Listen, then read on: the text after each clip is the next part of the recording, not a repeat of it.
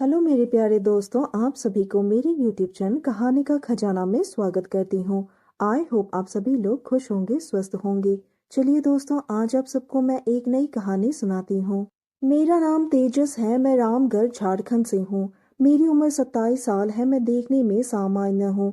लंबाई 5 foot 6 inch. Body भी सही है। मुझे खूबसूरत लड़की बहुत पसंद है। उनके साथ बात करके जो सुकून मिलता है वो कहीं नहीं मिल सकता। खुशी हो या गम, जब किसी खूबसूरत लड़की को देखता हूँ तो खुशी दुगना हो जाता है और गम भूल जाता हूँ।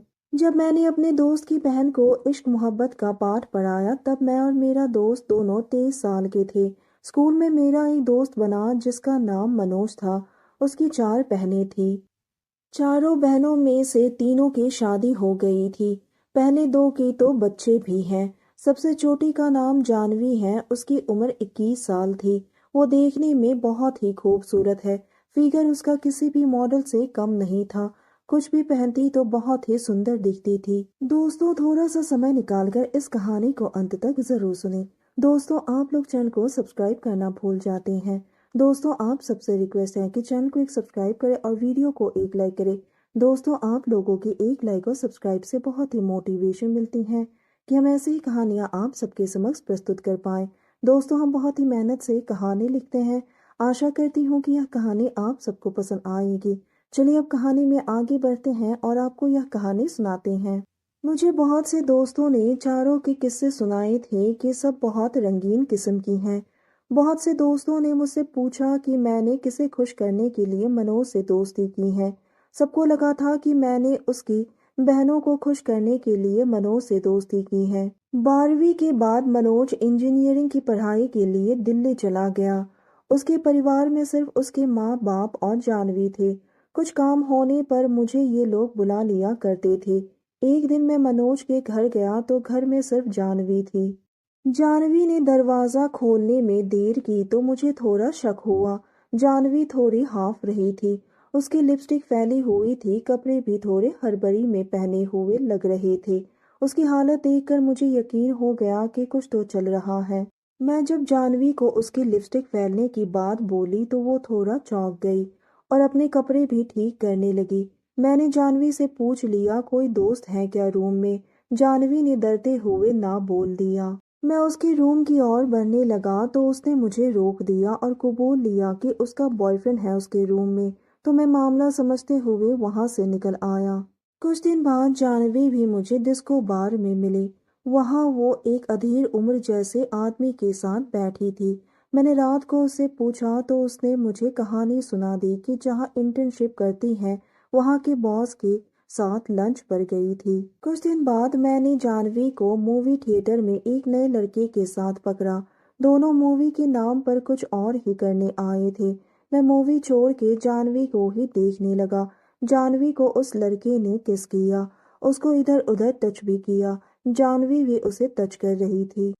मैंने रात में जानवी से मूवी के बारे में पूछा तो वो डर गई और मना करने लगी।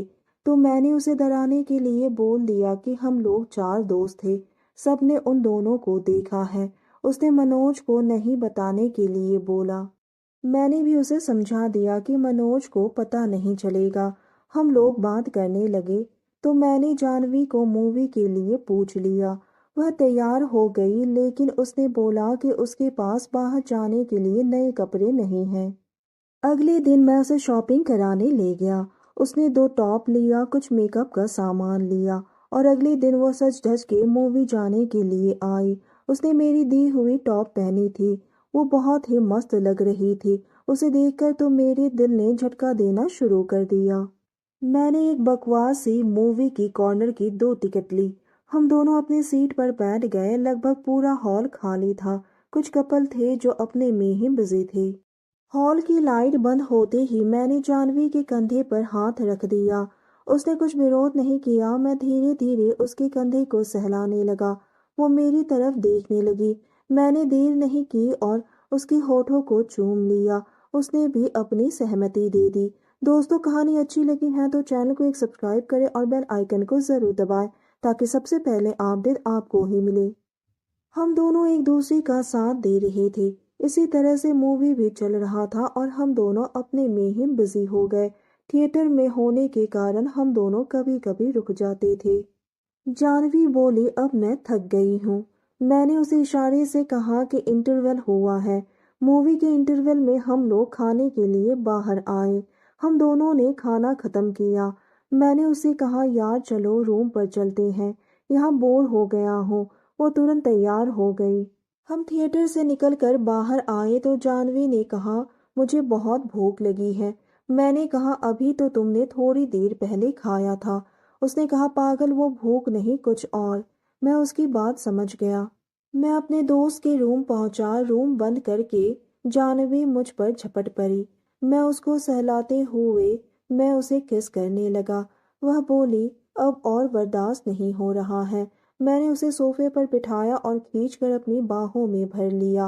वो भी तड़प रही थी, मैं भी तड़प रहा था, और अब समय आ गया कि हम दोनों अपने इस तड़प को मिटाएं। धीरे धीरे हम दोनों एक दूसरे का साथ देते हुए एक दूसरे को खुश करते गए। उसके मुंह से निकली हुई मीठी ध्वनि मेरे कानों में जैसे संगीत की तरह गूंजने लगी। इसी तरह से लगभग आधे घंटे तक एक दूसरे की ख्वाहिश पूरी करते गए। जानवी बोलने लगी, अब तो पेट की भूख मिटाना पड़ेगा।